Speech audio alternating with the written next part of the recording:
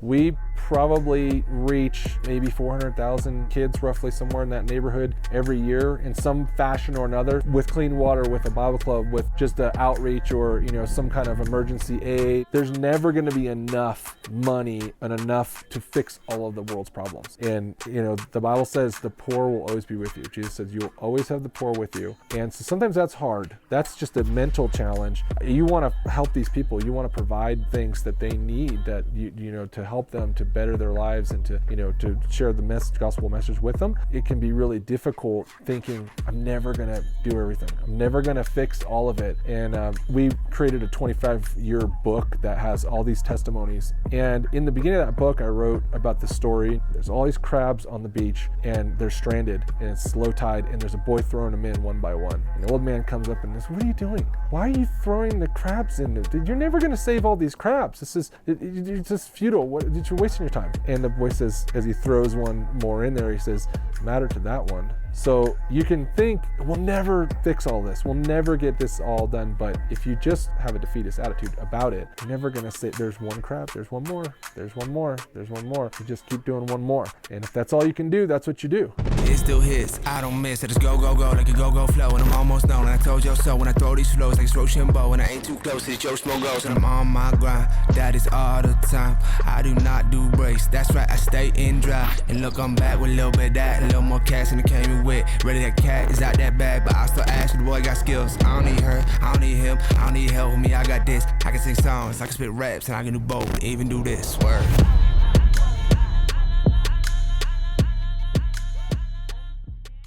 Before we dive into today's episode, I want to take a moment to personally thank the incredible sponsors who helped make it possible for us to film this episode in Kenya. Jonathan's Restaurant, Royal Bakery, Frozen Cow, The Pest Rangers, Elevation Wellness, Red's Barbershop, Axelrad, The Cadle Agency, and PA Inclusive. I also want to express my deepest gratitude to my family and friends, whether you supported this journey financially or just cheered me on every step of the way. Your support doesn't just keep the show going. It helps us bring these important stories to life and share them with the world. This episode is brought to you by Anthracite Pallet Solutions. Need reliable, durable pallets to keep your business moving? At Anthracite Pallet Solutions, we specialize in new and used 48x40 wooden pallets. Whether you're shipping, storing, or stacking, we offer high-quality pallets that keep your operations running smoothly. With our own fleet of trucks and trailers, we deliver on time, every time. And if warehouse space is a concern, our drop trailer services have you covered. From custom orders to large-scale deliveries, we're here to meet your every need with top-notch customer service and unbeatable prices. We're currently shipping within 2 hours of Scranton, Pennsylvania, including Pennsylvania, New York, New Jersey, and Maryland. Call us today at 570-606-9206 or inquire online at anthracitepallet.com and let us handle your pallet solutions. Anthracite Pallet Solutions, built to last. Designed to move. This episode is brought to you by the Pest Rangers. Finding insects in your home can be a real pest. I know I felt that way when I discovered termites living rent-free in my house. But thanks to the team at the Pest Rangers, I'm no longer bugging out over this issue. So if any creepy crawlers are cramping your style, there's no ifs, ands, or bugs about it. You gotta call the Pest Rangers. For more information on how to rid your home from unwanted pests, call the Pest Rangers today at 570-826-1114 or visit them online at thepestrangers.com. This episode is brought to you by Sweat Tent, the pioneers of the portable wood-burning sauna. Did you know that using the sauna 3 to 4 times per week could reduce your risk of cardiovascular disease by up to 50% and make you 60% less likely to experience Alzheimer's disease? That's why I've been a big fan of the sauna for years. But having to go to a crowded gym to do it isn't ideal. And all the at-home options are bulky and expensive. That's why I only use the Sweat Tent for my sauna needs. It's the most storable and affordable wood-burning sauna on the market. It not only takes minutes to set up, but it can reach 200 degrees Fahrenheit in 30 minutes or less. So whether you're enjoying it yourself in your backyard, with friends, or in need of a reliable sauna on the go, Sweat Tent is your best choice for the most portable, storable, and enjoyable outdoor sauna experience. All On The Stacks listeners will receive $100 off when you use code OTS. Visit sweattent.com today to get $100 off your purchase with code OTS at checkout. Again, that's sweattent.com to get $100 off with code OTS. Sweat Tent, helping you fire up your home wellness routine. Tim Dabel, welcome to the On The Stacks podcast. Thanks for having me. I'm excited to be here. We are in Kenya for Dirt Project number 6. Yeah. We have some drilling going on here. They were kind enough to take a break and let us do this interview here and quiet right before we started. The ground was shaking, and I'm not sure how far they got yet, but it seems like they're making some good progress. Yeah, so it looks like it. Yeah. So what are we looking at here? Well, we're looking at a water project for this local village here, Ogiek Village, and it's one of many water projects that we've partnered with David Mina here in Kenya on over the years, and it's number 6 for Dirt Project with Joshua Salvatera, who you already talked to and did a podcast with, and he and I partnered.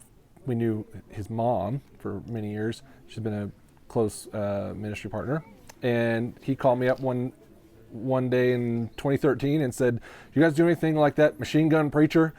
And I said, "Well, no, we don't really do that.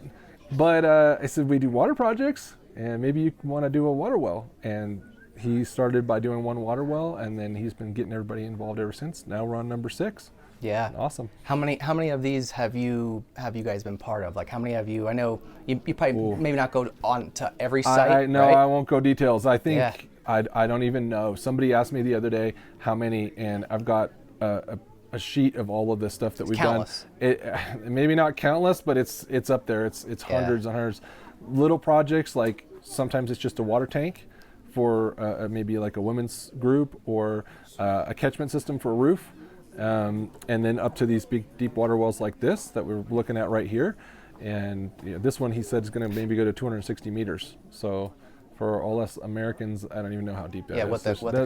It's pretty deep.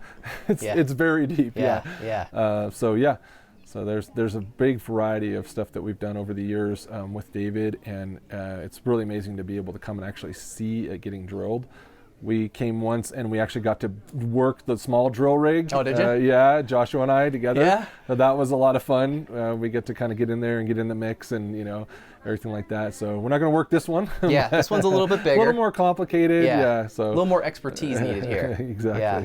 But one of the things I really enjoy, from being here. We've been here for about a week so far, and coming up the road, you could just see, some of the people are gathered here behind us. But coming up the road when we arrived, there was just a sea of the people here from the village, singing and dancing and just so happy for us to be here. And like I've said it so many times. I'm grateful to be here too. And everybody says the same thing here. That's the commonality between everyone, and it's so amazing to see. Like, I've never, up until coming here to Kenya, I've never experienced anything like this. I mean, you've been all over the world because you guys have sites everywhere. So what has your experience been like in other countries? Is it similar to this? I will tell you, there's nothing really like Africa.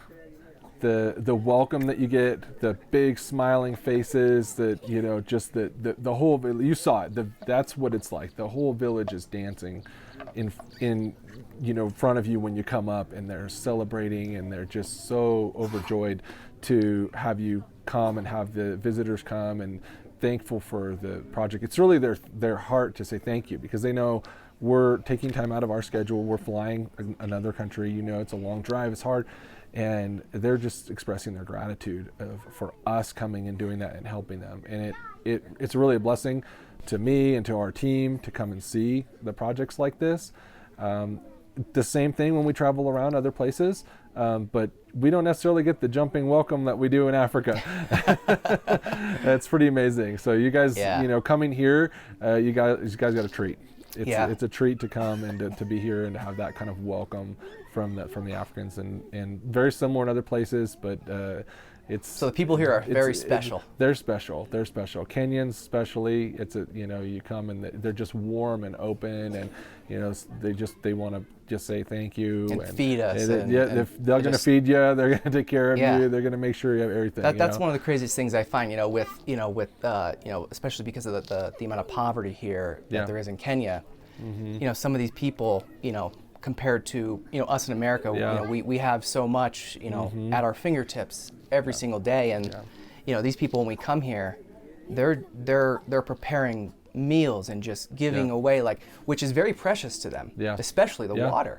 And the generosity of these people who have nothing or less than nothing. Yeah. It's just incredible. Yeah. It's so incredible to see. So I'm just, like I said, I'm really grateful to be here. This is probably, by the way, probably one of the largest. I'm looking around because there's people gathered all around us here, and I don't think I've ever, we've done a couple on site. I might have been telling you, I might not have, but we did a couple about a year ago. We went down to Nashville, Tennessee in the United States, and we did a few episodes down there, and that was like our first road show a year ago. And this is our second road show.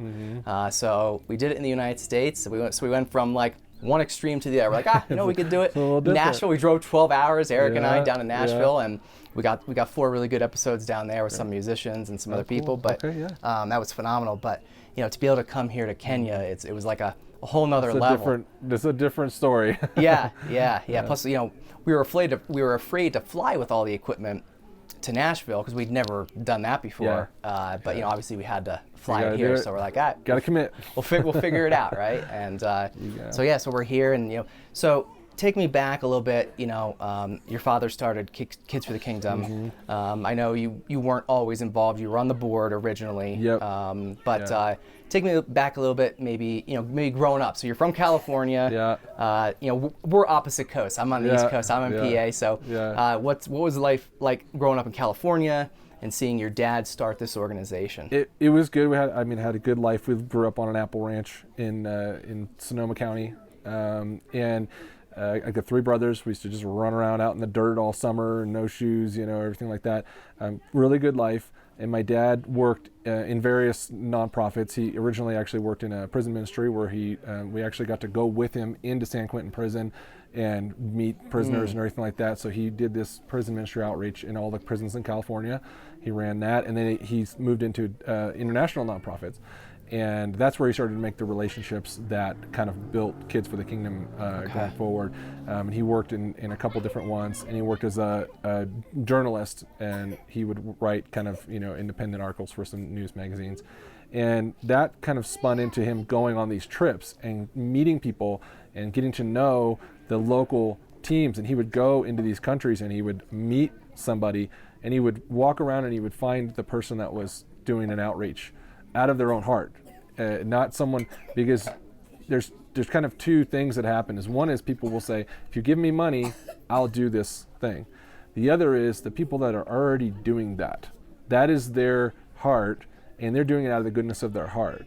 And so he found people that were doing that already, the work that needed to be done, helping orphans on the streets, helping widows, those kinds of things. And he built that into Kids for the Kingdom over the years. And eventually it got big enough where he thought, we need a full-time person. This needs to be actually run by a full-time person. And they started looking for somebody, and they came and talked to me. And I kind of was like, I'd been on the board since the start, and I kind of was like, I don't really know if I should do that. I don't know if I want to do that, And then God said to me, you need to do that. That's this is the thing that I want you to do. So I took the position, started running it full time in about 2012. And it has grown even since then. It's really amazing. And I've gotten to go all over the world. I did actually get to do that growing up because my dad would take me on trips. Oh, so you did get to travel a bit? So I did get to travel a bit. I even got to live in Germany for the summer when I was like 16 years old with some friends there. And so I've had some really cool experiences and been able to travel, go to Mexico, go to Nicaragua, with my dad, or, so I had that background of understanding kind of, you grew up working in the family business and the family business. So it's kind of the family business. Yeah. Same thing I was telling you on the car ride in here. We had a couple-hour drive on the way in, and I was telling you, we were just getting to know each other a little bit, and I was telling you how, I'm only a few months removed from working for my family's business now, doing the podcast full time, and so I know the dynamic. I know everything that goes into. There's we all wear many different hats working in a family business, but. I will say, like, it's taught me, and I'm sure the same for you, and you can probably speak on it too, but it's taught me so much. I've learned to just do so many different roles and things within the company that I never would have gotten that experience anywhere else. And I'm 35 years old, and the way I always explain to everybody, I say, the 12 years that I worked at my family's business, I probably got more experience in that 12 years like learning about how to run a business and sales and marketing and just everything else that goes into it, than somebody would get working 40 hours a week for, just in one position working for a company for their whole life, right? So it was a challenge, right? Yeah. But a good challenge, and like I said, it really helped us just learn and grow and figure out what works and what doesn't. And one of the things I think too is like comparing it to like a big corporation, for example, like in family businesses, you're able to move a lot faster. Yeah. You're able to make quicker decisions. There's not a lot of red tape. You're able to do the things that you want to do in the way that you want to do them. So what was when you got into it in 2012? What was your expectation? Like, what were you thinking it was going to be? And I know you guys have grown significantly since then. So kind of taking it back to that little bit of that beginning, and then maybe you could share the story of like kind of how the funding works and how you guys got some funding and been able to expand really all over the globe. Sure. Yeah. When I first came in, I don't even know if I really had much of an expectation. I don't even know if I really knew what I was getting into. Sometimes that's the best way, though. Yeah. Otherwise, you wouldn't do it. Yeah, I knew kinda, and I knew what was there and what we were doing, and that we wanted to continue doing the work that we were doing. But I didn't know. And back then, the funding was tight. It was tough. There was times when we didn't hardly have the money to be able to even send support to our teams sometimes, and it was just it was all prayer. We were praying like when the next dollar's going to come in, all on faith, and we would get money and we would know, okay, that's the project needs to get done. Sometimes we would say, someone would send me a prayer request, I need $20,000 for this project, and I don't have that money. We don't have it. Sorry, we got to pray about it. So we'd pray about it, and somebody would send us a check for $20,000 sometimes. And I've got so many stories like that over the years before we were a little more structured with our funding. And then a few years ago, we actually received an endowment, which was really an amazing gift from a distant relative. We didn't know what was going to happen, and that has been something that's been such a blessing, that's allowed us to kind of have a underpinning all of our stuff, and so that whenever anybody sends any support on top of that, it's able to go all to the project. So if somebody says, I've got $10,000 to do this thing, I want to do a water well, or I want to do this, that all can go straight to the project. We've got our, all the rest is covered.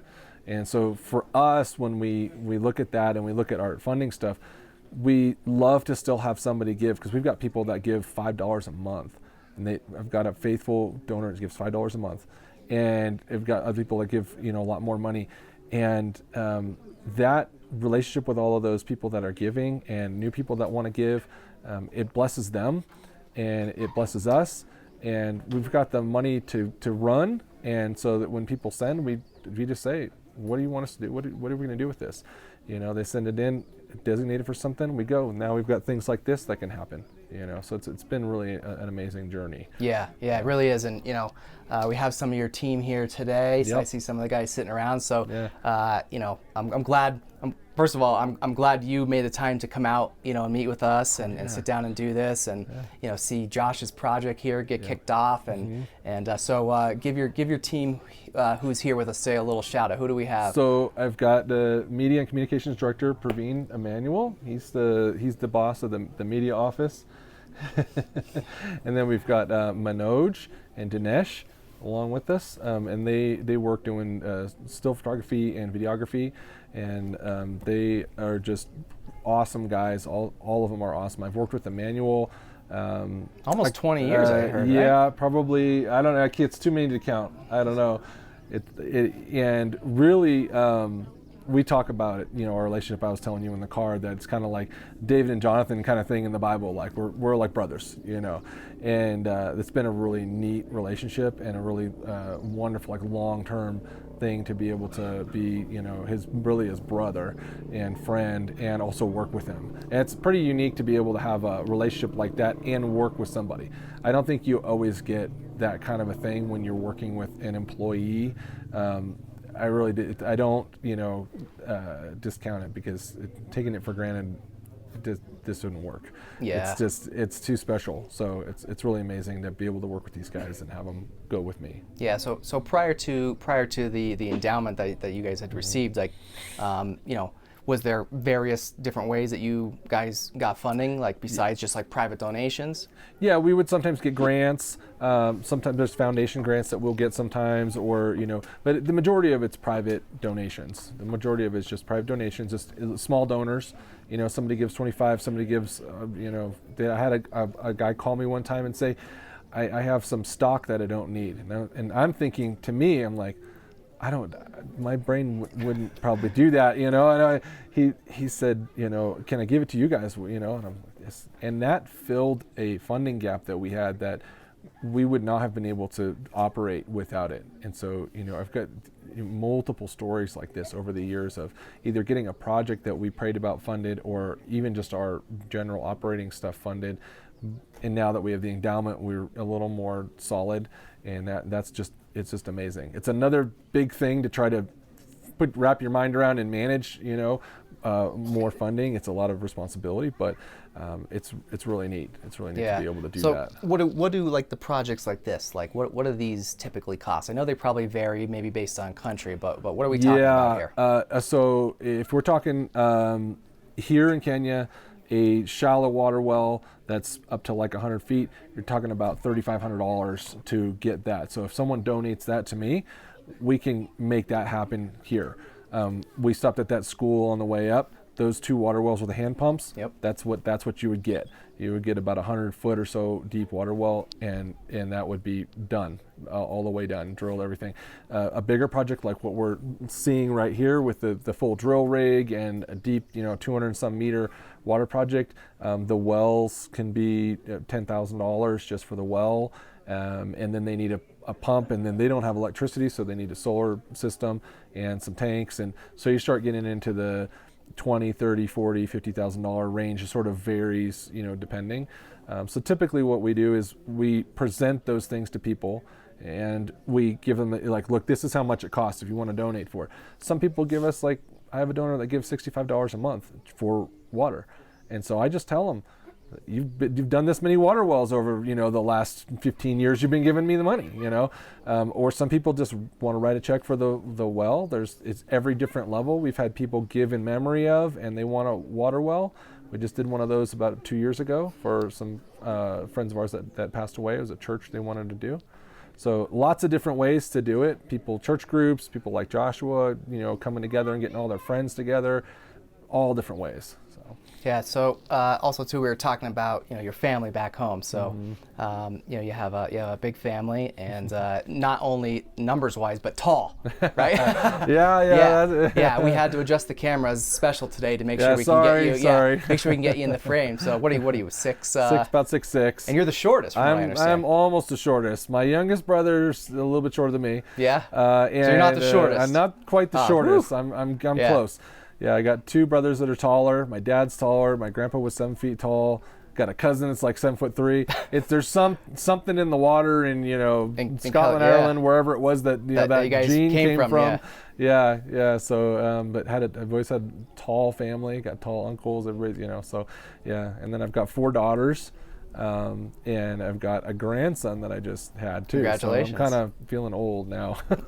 We don't look it. Yeah. Appreciate that. So is your dad still involved? My dad is still involved. He's on the board, and I call him all the time. I talk to him basically every day. And I just bounce stuff off of him. He's got so much experience for so many years running various different nonprofits and all kinds of different stuff that I never had experience with, just because it just isn't what I did.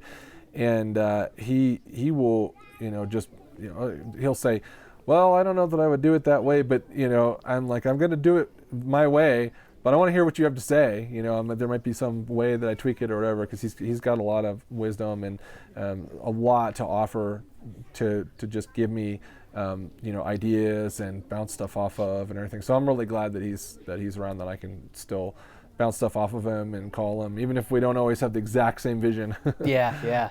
So, how has it been? You and him like flip-flopped, right? So Yeah. you went from the board, he was the director, and then he was the director. Yeah, Yep. it is a flip-flop. It's a good working relationship. My family has had property management business over the years. My grandfather was a developer, real estate developer. That was his kind of side thing that he did to do retirement. And so we've had property management and real estate development in the family. So I'm used to working with my family, owning things together with my family, things like that. It works in our family. Not every family it works, but it works. So I have a lot of experience doing that. So parlaying that into this and doing the flip flop and those kinds of things, it was pretty smooth. It was good. Yeah. So of some of the other countries that you've been to, besides, I think we touched on a little bit before, but you said there's really nothing like Africa, right? There's really nothing like Kenya. But I know some of the other countries you mentioned, Russia might have been like an interesting one. But like some of the other ones that you've been to, like what else have you seen out there? Well, I just recently went to Nepal, and that was an interesting experience. Although, as I was walking around, every corner is a temple to a Hindu god. Everywhere it's a Hindu country. But I realized that my hometown has so much of that kind of stuff because of where I come from that it wasn't really throwing me, so it wasn't so foreign. But Zambia, been there a bunch of times. We've done a lot of projects in Zambia.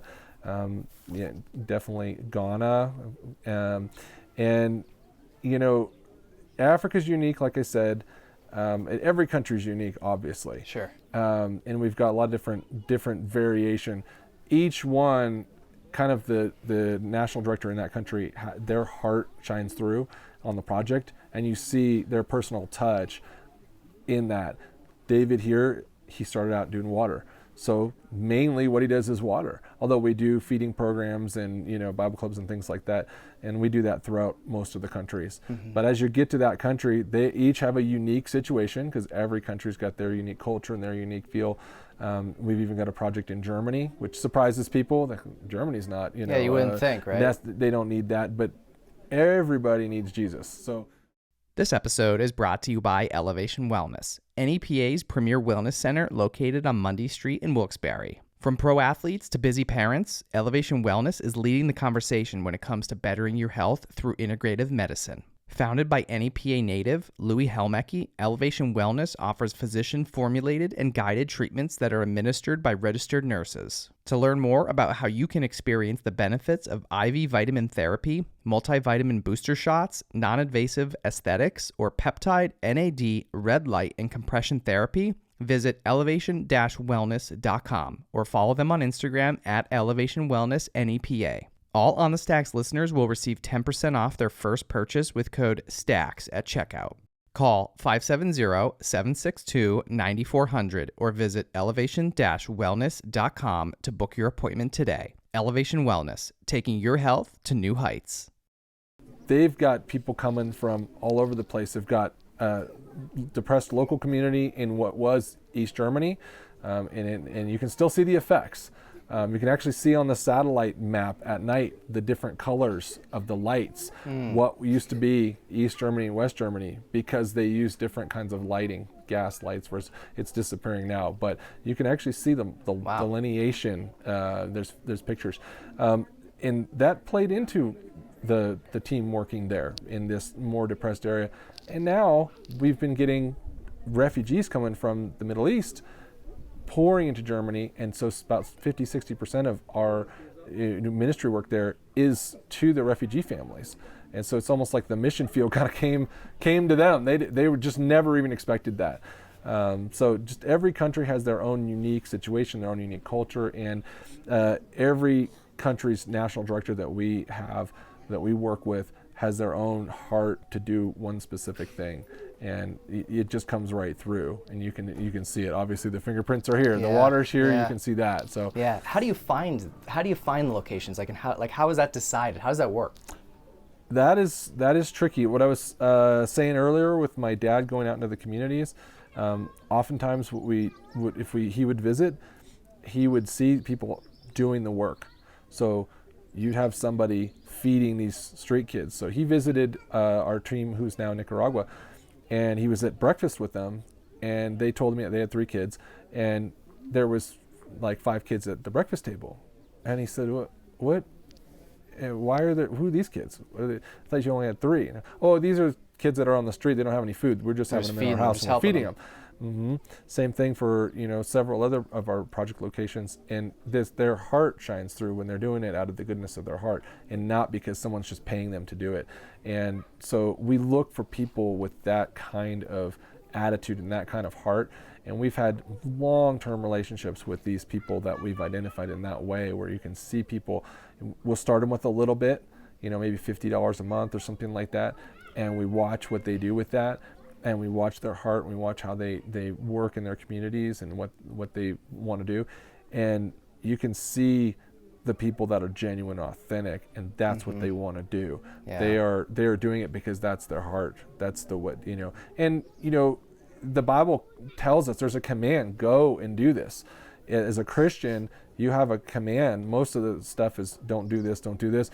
This is a command, go and do this. Tell the world.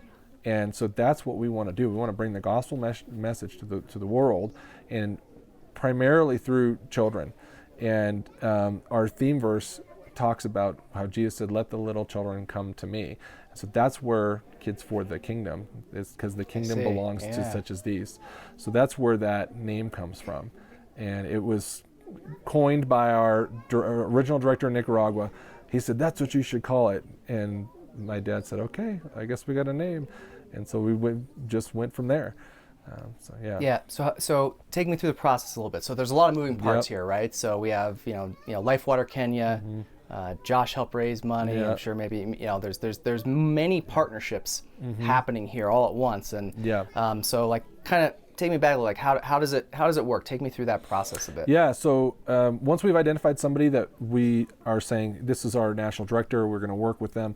We don't have any layers between our main office and the national directors. In the country. So in the country, there's no additional layer of, we've got 5 people working here that, it's them. It's an indigenous team that's working in the country.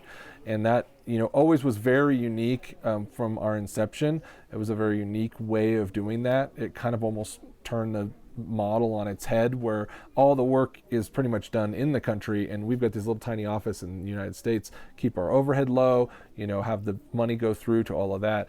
So once we identify them, we we'll say you are the Kids for the Kingdom representatives, national directors in say Kenya, for instance, and we begin working with them, talking with them, dialoguing, relationship, come to visit, see what's going on.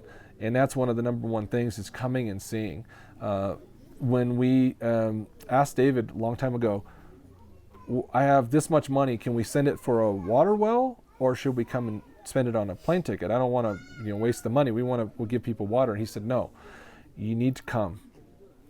You need to come and you need to see firsthand. So that's what we do, is we go and we visit, and we provide encouragement, and we provide financial, but it's more than that. It's more of a relationship. We recently had a conference, and we had about 90 people, all the directors from around the world come, and it was like having a family reunion. These are all our family, and so really it feels like you're working with your aunts and uncles and your family members and brothers and sisters, and you've got brothers and sisters in Christ, but we've got this huge, it's all relational based.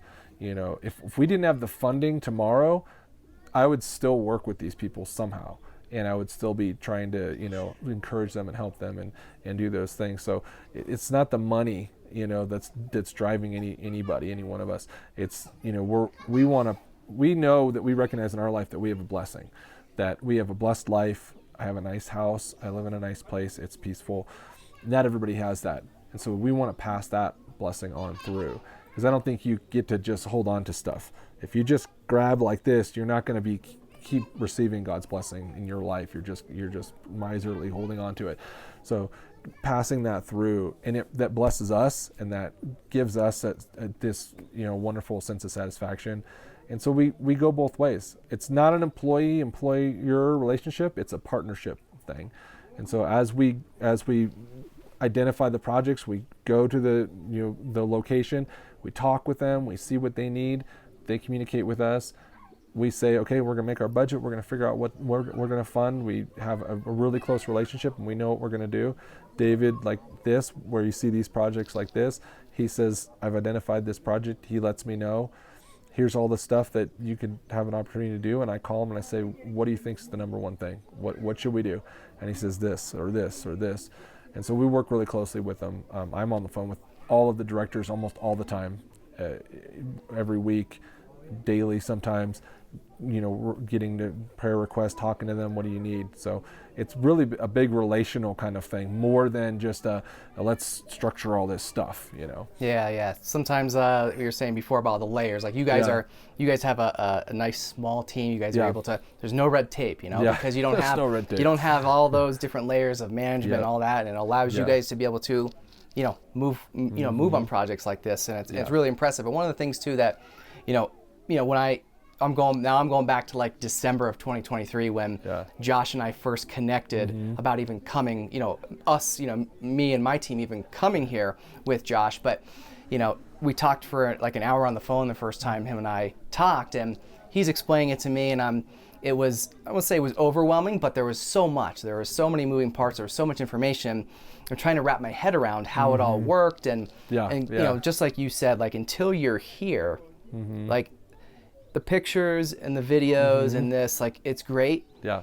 But like I still feel like it almost just doesn't do it justice until you're here. Yep. Once you're here and you see the people, the adults, the children, all the workers here, everyone, like it really is unbelievable, and it's almost hard to comprehend, to be able to explain to somebody that's never experienced something like this. So like I obviously highly encourage anyone, if they can, to be part of something like this, because it's moving. It's so moving. So for you, I mean, I know you've been to many of these projects, but when you step onto a site like this, and when we cut that ribbon and they fire up that truck, and like, how does that make you feel? It makes me feel, there's a lot of happiness. I'm happy for the community, and it really, they come and they dance and you see all of that stuff. But I've seen a lot of these projects and I know what it's going to do for the community. So I'm happy, I'm proud.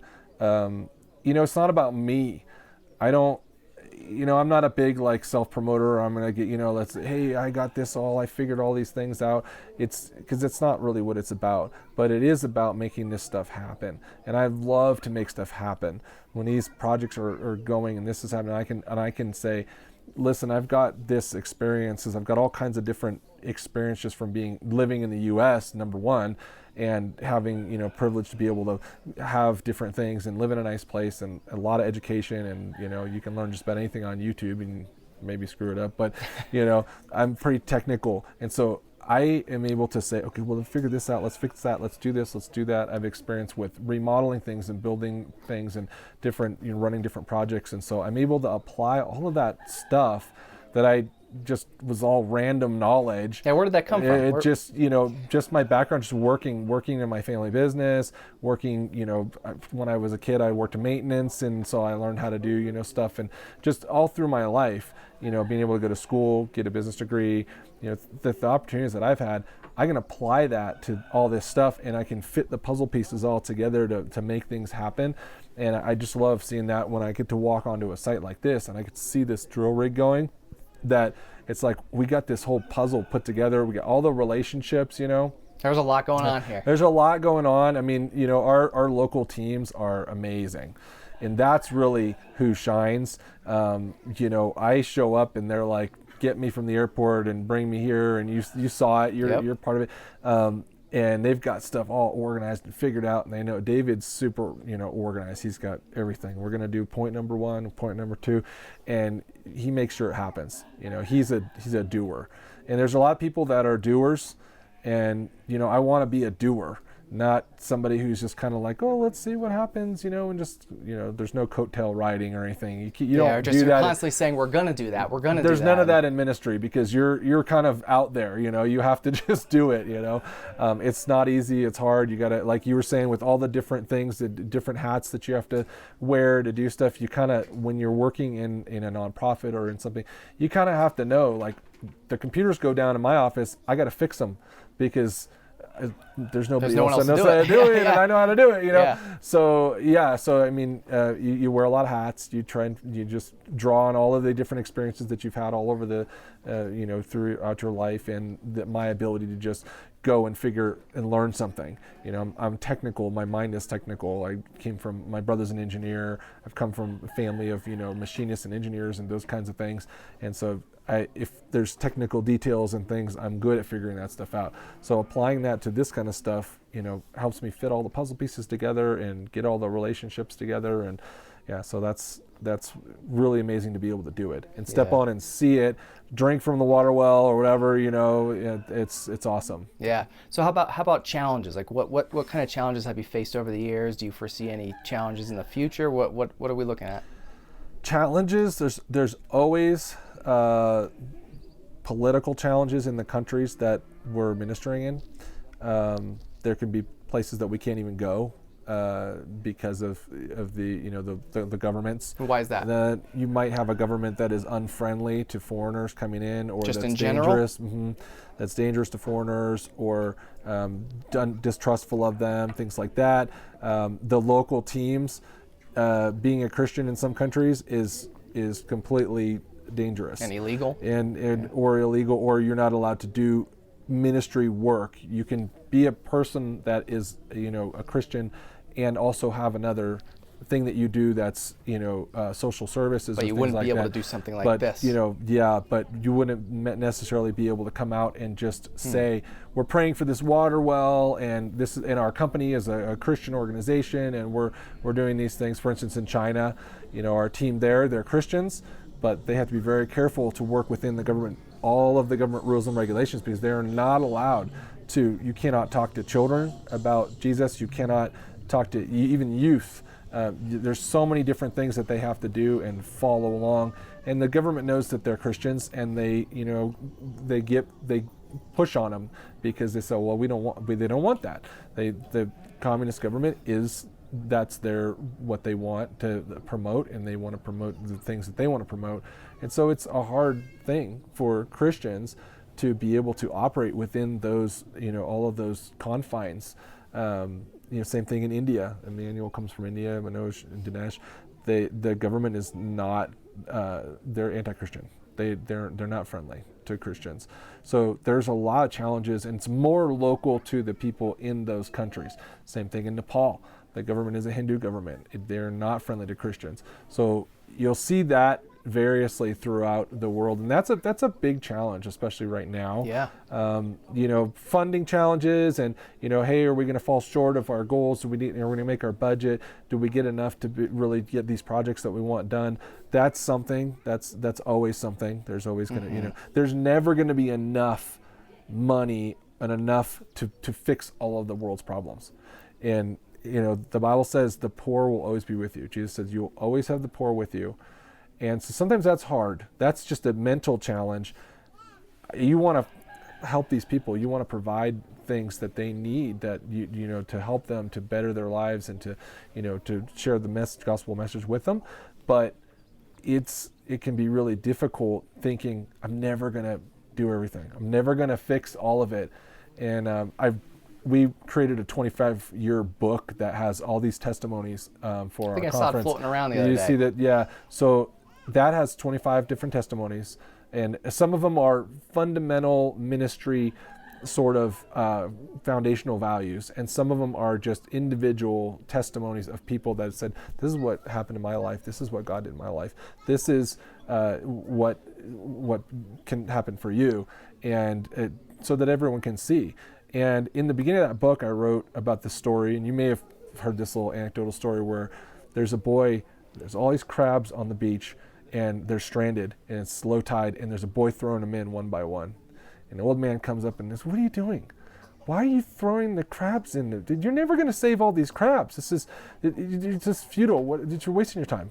And the boy says, as he throws one more in there, he says, matter to that one. So you can think, we'll never fix all this. We'll never get this all done. But if you just have a defeatist attitude about it, you're never going to say, there's one crab, there's one more, there's one more, there's one more. So you just keep doing one more. And if that's all you can do, that's what you do. So that's kind of, you got to think like that when you're doing this, because otherwise you're kind of like, oh man, I'm never going to get all these water wells. We're never going to, fix this and help these people. And we've got people in South Sudan that, are pulling the leaves off of bushes and eating that because they have nothing.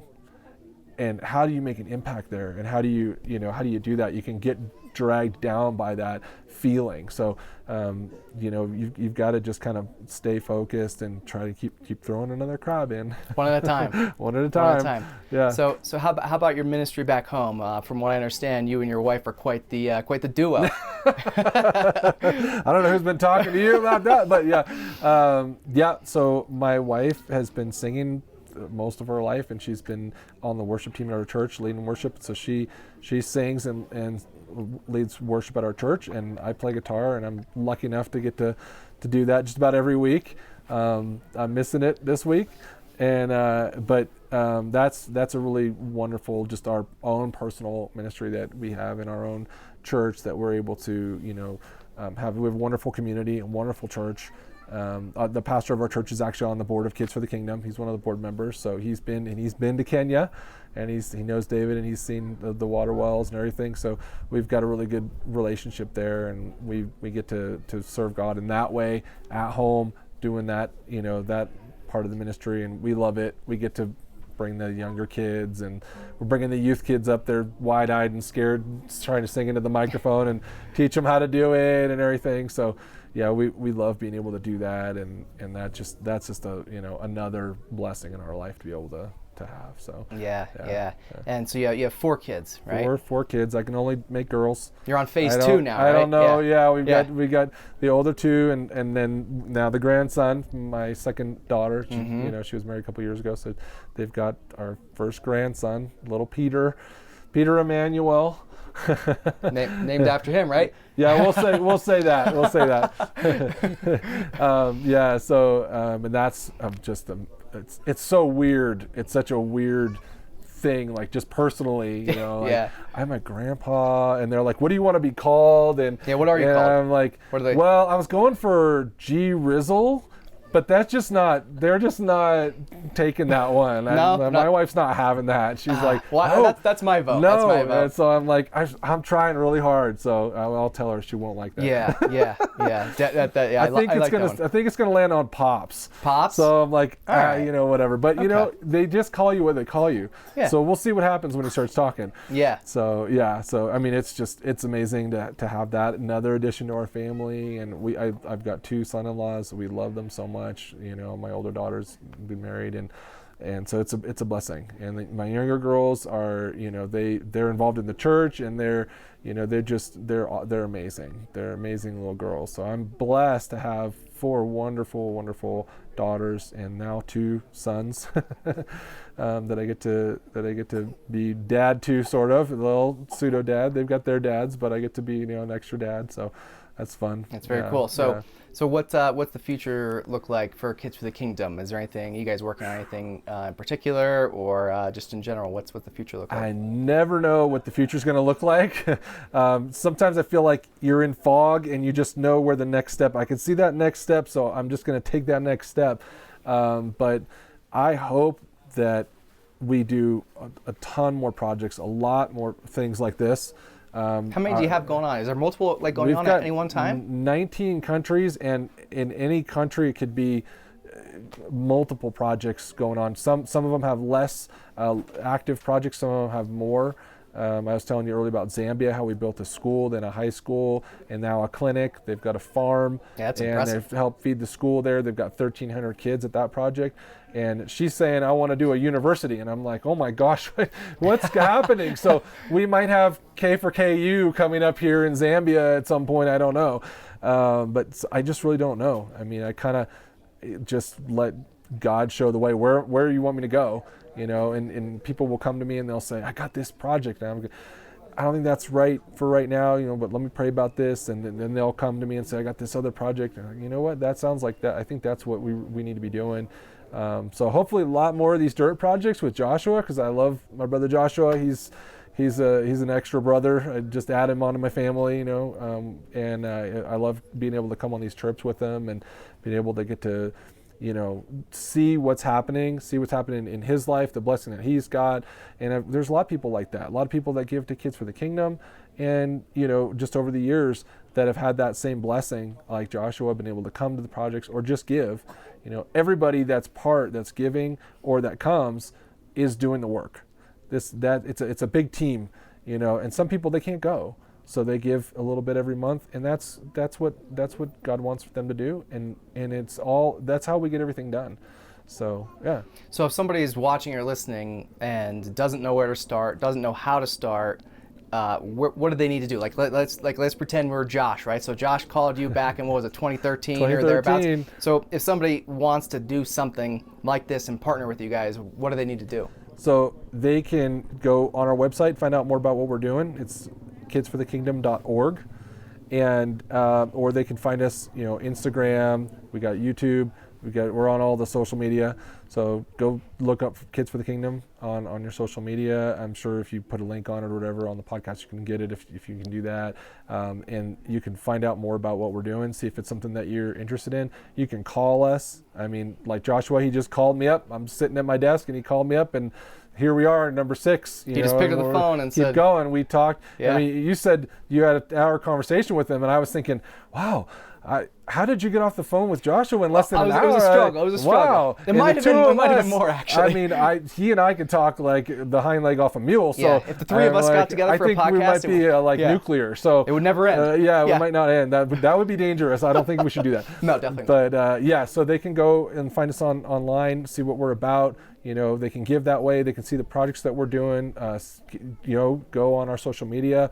Instagram's great because you can kind of see various things that have been going on, and YouTube's great. If you like YouTube, go on YouTube, watch some of the stuff. You can see stories, testimonies, videos, all the stuff that we've been doing, all of these years. So yeah. And how many lives have you guys affected to this point? I mean, we were talking a little bit earlier on the ride in, but I'm sure it's in the hundreds of thousands. I hope it's in the millions over the years. We probably reach maybe 400,000 kids, roughly, somewhere in that neighborhood every year in some fashion or another, some kind of, with clean water, with a Bible club, with just an outreach, or some kind of emergency aid, or things like that. 400,000 children, widows, orphans probably are being reached over the time span of a year. And so I'm hopeful that it's millions, and I'm never going to meet them all in this life. Hopefully I meet them all when I get to heaven. I don't know if we'll have time to to meet them all, but so it's been amazing. It's an amazing journey. Yeah. Well, I'm grateful, and I feel so blessed to be here. I know this relationship and everything, and everyone here that we've met. I know there's gonna be a lot more to come of this, and I'm sure we'll probably be seeing each other at some point, even though we're on opposite sides of the country. Yeah. I'm sure we'll be seeing each other. Love to do it. Sometime in the near future. Yeah, we can do the nuclear podcast with me and you and Joshua. There we go. Never ending. I don't know if there's enough time. There's not. I don't know if there's enough space on the memory card. There's not. But we still have some more time left, on our trip here. So.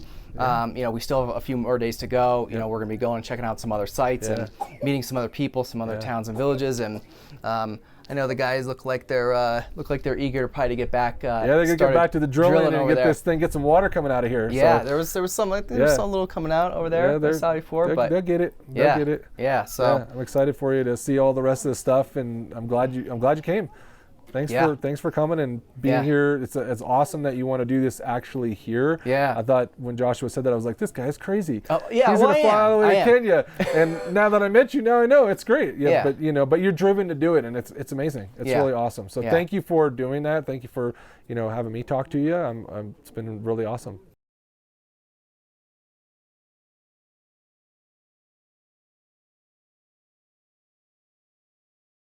If you want to see more On the Stacks content, subscribe to our YouTube channel at youtube.com/onthestackspodcast or search the hashtag OnTheStacks on Instagram, Facebook, and LinkedIn.